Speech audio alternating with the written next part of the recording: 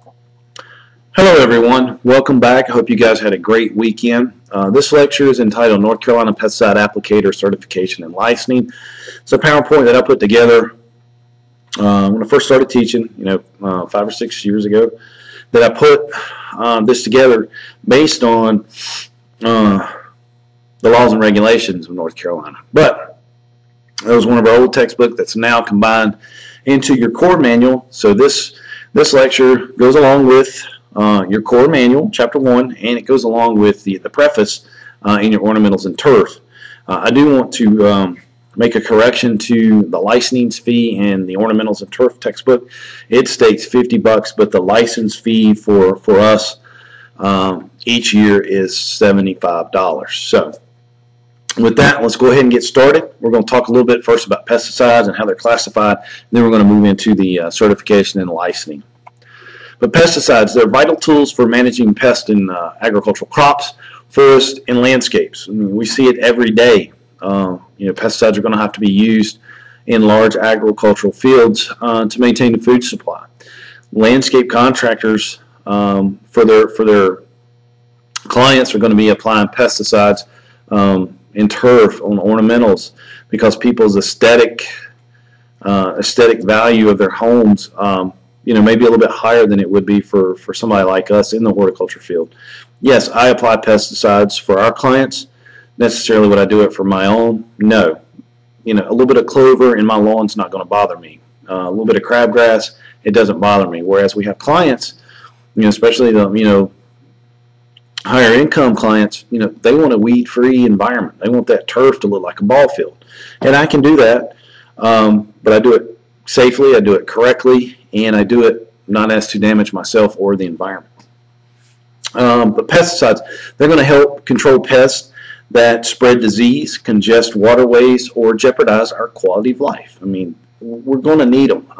It'd be nice to live in a pesticide-free world, but I just don't think that's possible. But when we start talking about integrated pest management, we can see ways that we can use the least toxic pesticide and may not have to use it within certain instances. But both state and the federal government require pesticide applicators to be certified by first passing an examination that demonstrates their understanding of pesticides and their safe use. And that's what we're going to go over in this class. So, we're going to study the core manual from North Carolina, and we're going to study ornamentals and turf. We're going to know how to apply the pesticides safely, correctly, that doesn't harm yourself or our surrounding environment. Pesticides, they are classified into two types by the Environmental Protection Agency, or EPA. One is general use, and the second is restricted use pesticide. And the way I like to tell people that general use is kind of like over-the-counter medication. You get seasonal allergies. Years ago you'd have to get a prescription for Zyrtec, but now you can buy it over the counter. But if you need something a little bit stronger, you're going to have to see a doctor and get a prescription.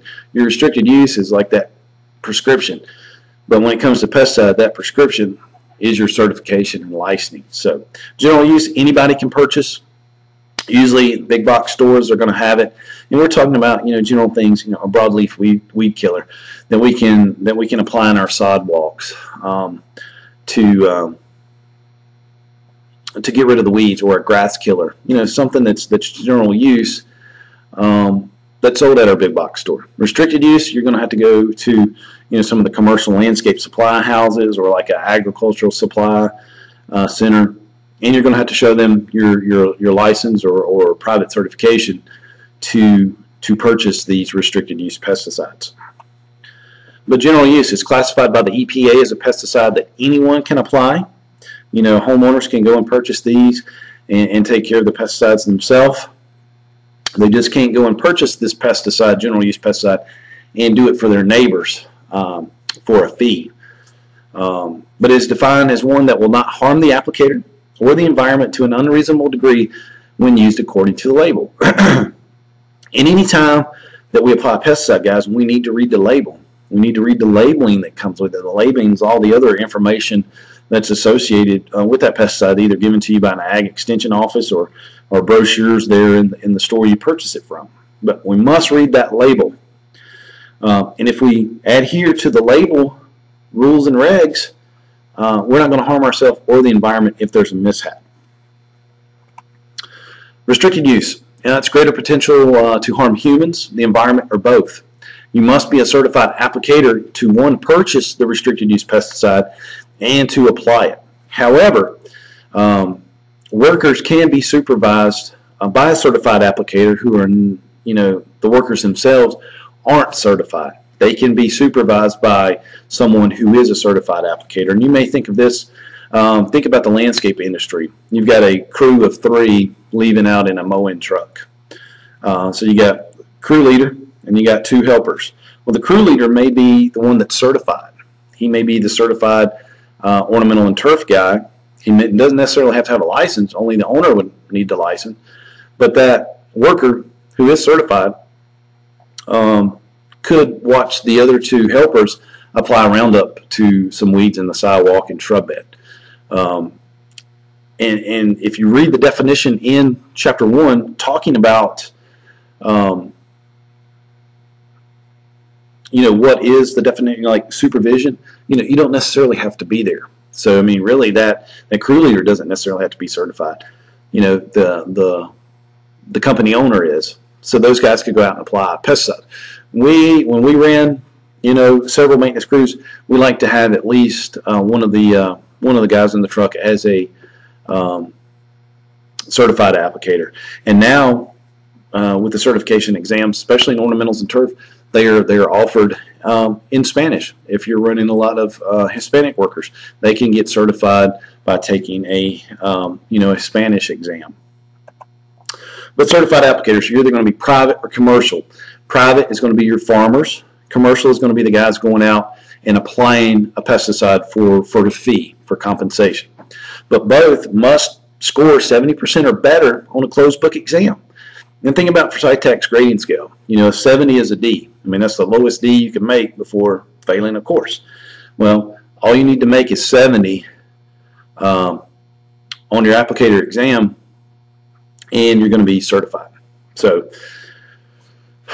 there's some mixed emotions about that too. Probably should be raised a little higher, but 70% is considered passing, so you can get your certification. Usually, with training and testing, there is a 2-day pesticide school. You don't necessarily have to take it. And guys taking this course, HOR 164, you're going to be more than ready to sit for the core and the ornamentals and turf examination. You're going to go in there with flying colors compared to somebody who's actually just going to go and take the 2-day school, or actually go and take it without any type of formal training. Usually, I did the 2-day school. I just graduated college, Bachelor of Science, Landscape Architecture. So we didn't really cover, much of the pesticide stuff. So I wanted to take the 2-day school just to get the knowledge. I mean, I come from a design background and heavy construction with landscape architecture, but I also grew up in a landscape maintenance and nursery business. So I had some experience with pesticides, but I really wanted to learn it. So I took the 2-day school. Went in on a Thursday all day. We looked at PowerPoints, read in the book, answered questions, had different speakers talk to us. Came back on a Friday, did the same up until lunch on Friday, and then we broke for lunch, come back, and I took the core exam and the ornamentals and turf. Had to wait, I think it was a couple weeks before I got, word that I'd passed. And then they sent me the letter in the mail so I could get my license. Back then, it was $50 to get the license. Now, it would be $75. But both private and commercial applicator certification exams are available when you do this 2-day school. And you do not have to attend the pesticide school to take the exams. So, especially you guys finishing this course, I mean, you're ready to become, certified applicator in ornamentals and turf. But certification exams are developed, administered, and graded by the North Carolina Department of Agriculture and Consumer Services, NCDA-CS. And it is going to be a core exam and a specialty area. You'll hear the specialty area called categories. Our category is ornamentals and turf. It's designated by the letter L, which we'll see on a chart here in a minute, but think of L as landscape for ornamentals and turf. So on your license card or your certification card, they'll either get a certification card or a license card, it'll have the category L on it, and that means for ornamentals and turf. And anytime that you're looking at taking some continuing education credits, make sure that it has the letter L beside it, meaning that if you take that, sit through that class, you're going to get credit towards your 10 hours of continuing education. But private applicators, they use or supervise the use of restricted use pesticides to produce an agricultural commodity on their own property, the property that they rent, or property owned by their employer. So let's look at two examples here. You have a farmer who's maybe growing corn on his farm. Him or his employees, if he's certified, can apply pesticides to the cornfield. Well, let's say he grows Christmas trees in the mountains of North Carolina. He's renting that land, or he owns it, either one. He can send those same employees up to the Christmas tree farm to apply a pesticide if necessary. For property owned by their employer, that's the guy that's going to do it. Or think about maybe a large commercial farm that has a pesticide crew that goes from field to field applying pesticides when necessary. As long as that company owns it, their employees can go and apply that pesticide with a private pesticide applicator certification. Private pesticide applicators, they must produce an agricultural commodity, and that's either going to be plants, part of a plant, that can be used for medicinal reasons. I took plant biology at Clemson probably 2 years ago, and it was based on medicinal uses. I thought it was absolutely cool. We took certain plants and we learned all about that plant, how it grew and everything, but the reason it was grown was for medicinal purposes, and that was a totally different side of looking at plants compared to actually looking at them for aesthetic uses, which, coming from landscape architecture, we chose plants in our design based on looks, shade, color, what our clients wanted. But growing a plant, particularly for medicinal reasons, to help with chemotherapy and stuff like that, I just thought it was awesome.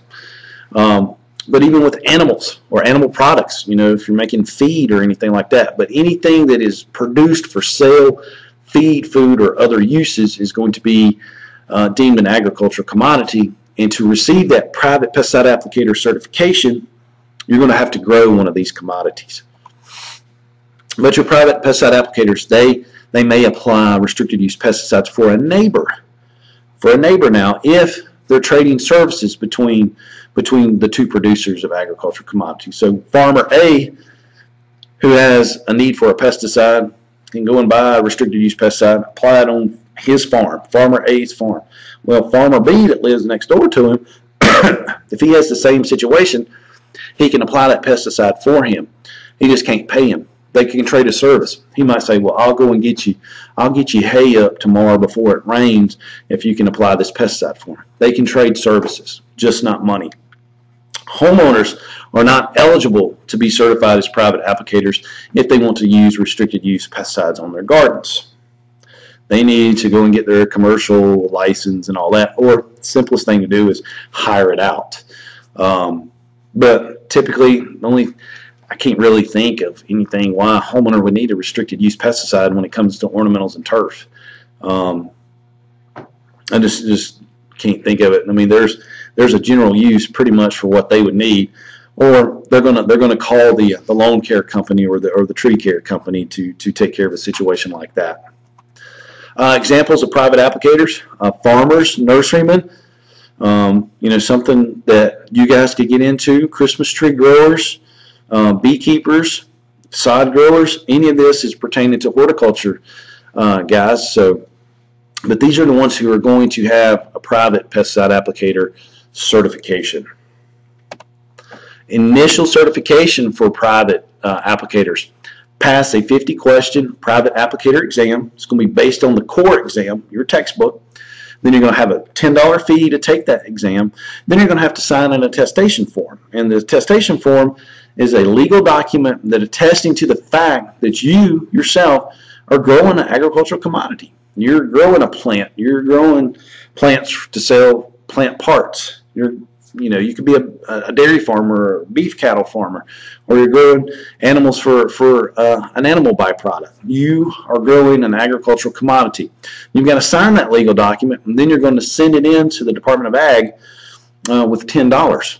So that way they know you're a true private certification, a private guy applying it to his property. After they receive that, you're going to then get your private applicator certification card in the mail, and then it is going to expire on 12/31 of the 3rd year. Now, this is something you may want to write down or see the chart in the book. I actually got a summary chart at the end of this lecture. Commercial applicators, our certification is good for 5 years. Well, private applicators are good for 3 years. So their certification is going to expire on December 31st of the 3rd year.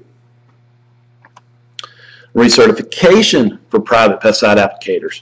They must get 4 hours of continuing education within the 3 years. They've got to get those 4 hours. Easy. With the private guys, they can do it in one afternoon. Commercial, we've got to break it down into at least 2 years.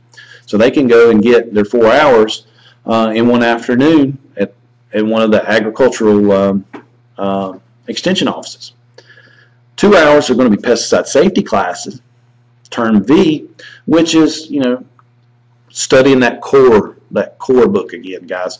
And then there's going to be 2 hours of specialized training, which you could be a strawberry farmer. They may talk about how is methyl bromide used in strawberry fumigation, early on before the strawberries are even planted. They may talk about applying pesticides on Christmas trees. So you're getting your specialized training in what your interest is or what you're farming for. Or if you don't get the 4 hours, you can pay the $10 and you can take the private applicator exam again at the end of the 3 years. And as long as you make 70% or better, you'll get recertified. Recertification through continuing education credits must be earned by September 30th of the year in which certification expires. So let's look at today's date. Today is May 19th, and I shouldn't even have to look at my watch knowing that yesterday was my wife's birthday. But today, being May 19th, I'm a private applicator. And this is hypothetical, guys. And I got certified 3 years ago. So I know that December 31st of this year, my certification is going to expire. And it's like middle of May. Oh man, what am I going to do? Well, if I was a commercial guy, I'd be sweating it a little more. But I have until September 30th to find 4 hours to take. So I'm going to get on the North Carolina Department of Ag website. Even NC State has like a pesticides division that'll have some of the courses listed. I'm going to find those 4 hours. And I'm going to find them, and I can go and take those 4 hours. And as long as I do it before September 30th, I can renew my certification, before it expires in December 31st. Your certification renewal application will be mailed to you from North Carolina Department of Ag and Consumer Services. You're going to fill it out, sign it. You're going to send in that $10, and they're going to know that you've had the 4 hours because you're either going to sign a roster. And each year in December they're going to send you a worksheet that's going to state the hours that you've done. A lot of time, guys, I have way more hours than I need. So I don't usually have to sweat it. I need to do check because coming back from deployment, and I know my hours expire this year, but I'm pretty sure I had at least 8 hours of pesticide last year at Green and Grow, and then the previous year I probably had that or more. But I'm going to go and check and see what my hours are. I have until June 30th to get them being commercial. But with this right here, being private, you have to get your 4 hours before September 30th in the same year that your certification expires. Can get a little confusing, but with that summary chart at the end, that'll help out a lot, guys. Your recertification hours, they must be approved by North Carolina Department of Ag and Consumer Services. That's something I'd like to do too. I'd like to teach recertification courses, as I do for the irrigation. I teach a lot of recertification for irrigation, and I teach them online. The irrigation board, I went to them and said, look, would you be interested in some online courses as I teach this? They were, yes, let's do it. I sent them links to my courses, slides that I developed for that. They were like, yes, let's teach it. So, in December and November of each year, I have a lot of business with that. But I would love to do it for pesticides, but pesticides has to be face-to-face, and I am going to start doing that in the near future. But I'm going to have to get them approved by the North Carolina Department of Agriculture and Consumer Services before I can teach that.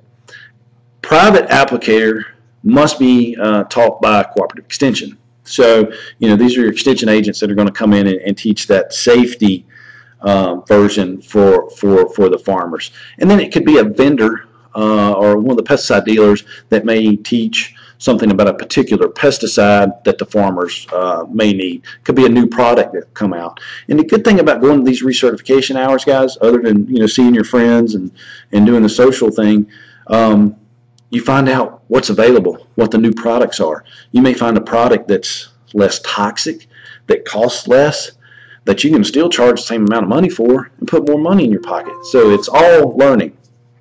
And I apologize if you see that support center thing keep coming up. I need to get that fixed. Private pesticide applicators. Well, let's take a look at a farmer who does not have private certification. He hasn't, you got some of the farmers that are like, I don't need a license. I ain't going to do that. Well, or they may not have ever had to need it. They just, have grew this crop for years and never had a problem. Well, all of a sudden, boom, they have a need for a restricted use pesticide. Well, they're not privately certified. Well, there's a way they can take care of the situation at hand. They can purchase an emergency certification permit for one time only, though. They can't do it every year. They can only do it one time. And it's going to be at the discretion of the county extension agent who's over pesticides, or the pesticide coordinator of the county extension office. With their permission, this farmer can purchase one restricted use pesticide for one application for a crop or site. So if he's only got a cornfield, say, on his land, he can apply it to that field. But if he's got corn on this one, and then he's written the land across the street and he's growing another crop, he can't use that restricted use pesticide. It can be for only a crop or a site.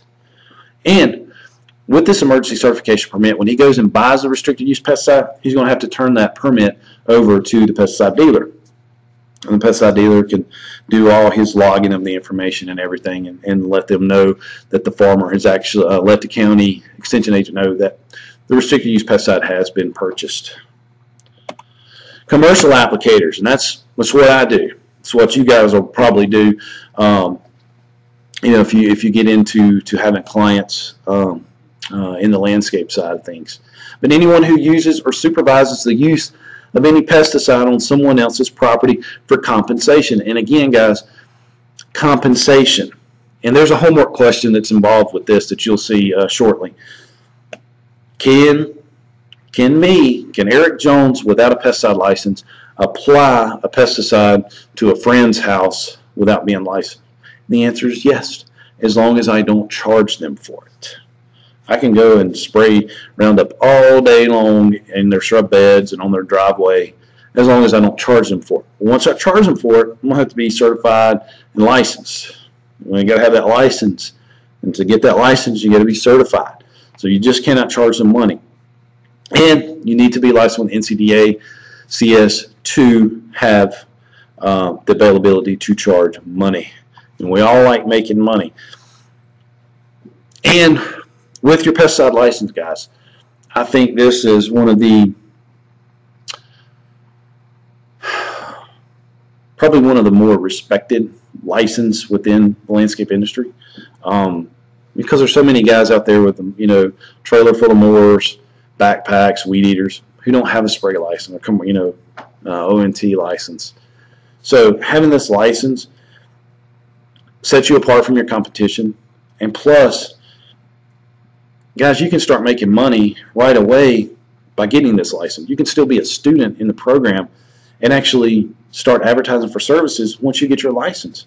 All you need, I mean, you've got a vehicle coming back and forth to school. All you need is a backpack sprayer and a fertilizer spreader, and you can start doing lawn care. Me personally, that's how I like doing it. I don't like the big tank sprayers. I'm not a big fan of that. The water's sloshing around, it drips, it leaks.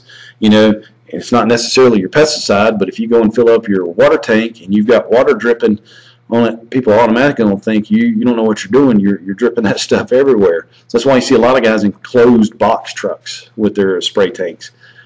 But I love the idea of a pickup truck, fertilizer spreader on the tailgate, on the hitch receiver.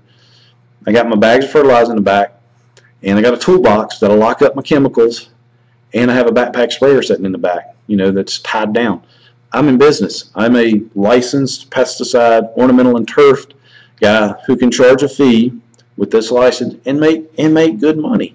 And the expense to getting started is slim to none. I mean, $300 for a good fertilizer spreader, you know, and then, you know, $150 maybe for a good backpack sprayer, and then yeah, you got to buy the chemicals and the fertilizer, but you're in business. It's better than buying a $5,000 or $6,000 lawnmower to get started. And plus, with applying the pesticides, you automatically are thought of as a little more respected in the industry. Plus, if you do have 500 yards that you're mowing and it rains 2 days, you're in trouble. You've got clients calling, why didn't you cut my yard? Well, duh, it's rained for 2 days. With the lawn care, and you've got a schedule that you're trying to keep putting out fertilizer, if it rains, so what? You can make it up next week if you have to. You're not going to be stressed. That's why I like the lawn care side of business. Initial certification with commercial applicators. Exam 1 is going to be 100 questions with the core. You know, your first textbook that we're going to go over. Exam 2, 50 questions. It covers the specialized category. Ours is ornamental and turf. So we have 2 exams we're going to take to become certified. The core and our category of ornamentals and turf. The exam fees. The core is going to cost us $50. Each category after that, you know, for ornamentals and turf will be $20. So to get our initial certification, ladies and gentlemen, it's going to cost $70. You can take an additional category if you like without taking the core again. So let's say this summer you take the core and ornamentals and turf. Next summer you want to get aquatics. All you got to do is pay $20 and take the aquatics and not have to take the core again. Me, if I wanted to get the pesticide consultant or another category, I'm going to have to take the core again because I took it prior to 2004. I took mine, it was 97 or 98. I can't really remember. But I'd have to take the core again, which I'd be more than welcome to. I'd like to see it and, you know, see if I can take it and ace it. Commercial applicators. The North Carolina Department of Agriculture and Consumer Services will send a license application to the people who pass both exams. You pass your core and you pass your ornamentals and turf, you'll get that license application in the mail. You're like, yeah. And then you're going to see that you got to send in $75. You're like, oh, more money. So $145 up front to get certified and licensed. But $75 for the licensing fee. And like I said again, in your ornamentals and turf book, it says $50, but they've increased the license fee to $75. And a license fee is not required for public operators. Public operators being anybody who, you know, works for like school grounds, government business, you know, a park, you know, one of our state parks, or you know, a military installation. But commercial applicators, certification expires on December 31st of the 5th year following initial certification. Well, let's go back and look at that example I did with private. Mine does expire this year, so I need to check my hours, make sure I'm right. Well, if my certification expires December 31st, I've got to have all my CEUs completed by June 30th. Well, we know today is May 19th. I've got a month and a few days, a couple weeks, to find enough hours to take. I'll get on NCDA's website or NC State's website, and I will find classes that I can take to get my CEUs. But recertification by June 30th, the year expires, or If I happen to not find those courses or can't get to it, I'll pay for and pass the core exam and my specialized category again. I don't want to do that. Not right now. Not if I only need 1 or 2 hours. Now, if I had 10 hours to get, yeah, it may be a little troublesome. I'm just like, man, I'm going to take the core and the turf again. But like I said, I love going to the CEU classes because you always learn something new, especially about the products. But your continuing education credit must be earned in 2 different calendar years during the 5-year recertification period. You can't go to the Green and Grow and get all 10 hours and think you're done. No, you can go and get 10 hours, but you're going to have to take at least one other hour in another year. You can't do it all in 1 year. They want you to spread it out to at least 2 years. And North Carolina Department of Agriculture and Consumer Services, they're going to send an annual report to you of the CEUs that you've earned. And then there's a link on their website that you can go to and do a credit status search, and that's what I'll do. I'm gonna go and see how many hours I need and when mine is going to expire. Commercial applicators, again, let's find that mouse. If you guys can see it, we are deemed ornamental and turf, and we're going to have the letter designation L. So with L, I always like to say it represents landscape. I'm working with ornamentals and turf because I'm a landscaper. L is going to be on my card, and when I look to find a continuing education class, I want to make sure that it has the letter designation L beside the class, so I know if I take it, I'm getting hours for my ornamental and turf hours. And you can look over here, we need to have 10 hours within our 5 years. Also with 10 is ag, pest, plant, and demonstration and research. And then all the other recertification hours are less. I mean, we are besides 2 others are the highest. So just kind of study this chart, have this available for homework and exams, because there could be questions that come for this. We're not going to go over this word for word, but have this, it's in your textbook, and have it ready for especially exam time. But licensing. A license is an official or legal document that gives permission to apply or supervise the application of any pesticide within the context of an applicator's business or employment. It's that piece of paper saying that you can go out and spray it. And if you get pulled by the pesticide inspector, he's going to see your license. But with licensing, the North Carolina Pesticide Law of 1971 does not require a business license. Now, business license ain't like going down to Winston and buying a Winston-Salem city business license. When we're talking about business license, it's, if any of you guys are familiar with irrigation, contracting, or landscape architecture license, there's personal license for both. Let's take irrigation. I am personally a licensed irrigation contractor.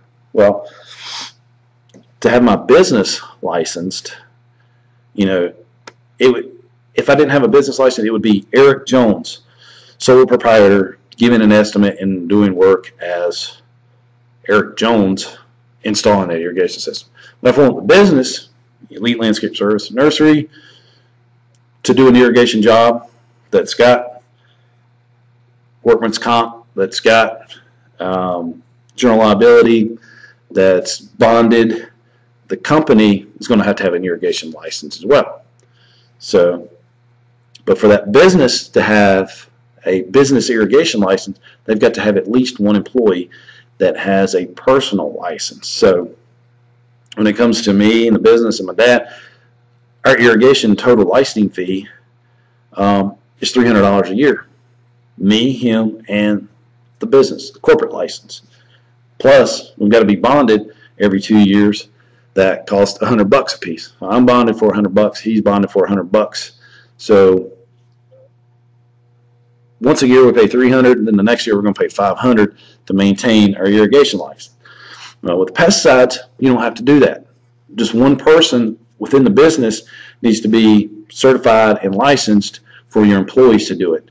And look in your textbook, when it talks about supervision there. Supervision doesn't necessarily mean that you have to be there physically watching. It just means that you are responsible for those employees if there's a mishap. But each office must have a licensed pesticide applicator on staff. So if you've got branch offices, you're going to need somebody in each office to have a certification, be licensed as a pesticide applicator. All license expire December 31st. And the renewal fee is $75. Like I said, O&T book states $50, but it's $75. And applicators must be 18 years old to apply for a license. You only have to be 16 to get your private certification, but to do it commercially and get your license, you need to be 18. Licensings. There's 5 licensing categories: commercial applicator, public operator, pesticide dealer, aerial applicator, and pest control consultant. All these are listed in your textbook. North Carolina Pesticide Law 71 requires license for individuals applying any pesticide for compensation. So remember that. Got to have compensation. You can do it without a license as long as you're not getting paid for it. The applicator is required to pass a certification exam appropriate to the area in which the applicator wishes to work. Ours is ornamental and turf. And you can see the other categories. It's in your book. Talks about aquatic. Talks about right-of-way, things of that nature, or other categories. And also, go to NC State's website, the pesticide section, and you can learn more about each of these categories. Public operators, they're employees, of any federal, state, county, or municipal government. And I'm not going to read this word for word, but let's look at the example of, a state park guy. He's a public operator. He works for the state of North Carolina, and he's working at one of our beautiful state parks. Well, they may need to spray some Roundup on sidewalks and stuff like that. He's going to have to be licensed, but he doesn't have to pay that license fee because he's working for the government. The government's going to waive that. But he has a public operator license. He'd have to pay for it. So if he's doing ornamentals and turf on the property of the park, he's spraying Roundup there. He's going to have a public operator license. But he can't take that same public operator license and go do it for somebody else. He can't go and do it for a commercial landscape company or do it for himself and apply the same pesticides and charge a fee for it. He'd have to go back and get a commercial ground applicator's license like we will to do that. And then also with public utility workers, we're going to include the guys that are cutting, the trees underneath the power lines and stuff like that. A lot of times you'll see them like clear cut directly underneath the power lines, or you'll see them going by spraying, killing those little pine seedlings and everything that's coming up underneath the power lines, or guys that are spraying along railroad tracks, or not railroad tracks, take that back, actually strictly just like power lines and anything like that. They're considered public utility workers, but they're working for a company that's charging the power company or the phone company to keep that cleared underneath it. They're charging a fee, so they're going to pay for their license versus somebody who's actually working as an employee of a government. Dealers, these are the guys that sell, distribute, hold, or make available restricted use pesticide to end users. They're required to have that pesticide dealer's license. Aerial applicators, they're going to pass 2 exams, one in aerial methods and one in the specialty area in which he will work. Their certification is for 2 years. And then they're going to pay an annual license renewal as required. And they're also going to have like their aircraft inspected by the Department of Ag each year. It's a lot more to deal with that. Pest control consultants, anyone for a fee offers or supplies technical advice, supervision, or recommends the use of pesticides is required to obtain a pest control consultant's license. Individuals applying for this license must hold a bachelor's, master's, or PhD degree in biological or agricultural science, with specific coursework relevant to the area of consultation. And this is something I may do in the near future. I may go and try to get pest control consultant's license. I'll have to take the course again, but big deal. That's not a problem. Just something I'd like to add to my resume, and something that you guys may want to look at in the future. The reciprocal license, valid certification from Virginia, South Carolina, Georgia, or Florida. If you're licensed in those states, you can get a reciprocal license in North Carolina. It's going to cost you $75. You can get your continued education from your home state. And what that may do, because you may have your office in South Carolina, but you work a lot in Charlotte. So you send your crews up to Charlotte to work, or you're going up there and you're spraying. So you can get a North Carolina license if you're already licensed in South Carolina. The thing about this, though, you cannot be a resident of North Carolina. You can't live in Charlotte, have your South Carolina license, and then do spraying in North Carolina. You must not be a resident of North Carolina to get that reciprocal license. Area license is only valid from Georgia, South Carolina, Virginia, and the good old state of Mississippi for emergency purposes only. I mean, it'd be like a natural disaster or an epidemic of public health before they would let these guys that are licensed in this state get a reciprocal license for aerial in North Carolina. And it's not applicable for consultants or dealers. Summary, again, here's this chart I would print out, ladies and gentlemen. It's got the private applicator and the commercial applicator, the minimum ages, the initial certification process, the expiration, the recertification process, and the fee for both private and commercial, and then down there for the license. And look, licensed commercial applicators must have a current license to apply the pesticides December 31st annually. Only individuals with valid certification may renew a pesticide license. So you got to make sure you're up on your CEUs within that 5 year. Any questions, please post them to Blackboard discussion. You guys are able to create a new thread there, so if you have any topics you want to discuss or anything like that, please ask it, and we'll go from there. I will try to have the next lecture up shortly, and hope you guys have a great day. Thank you.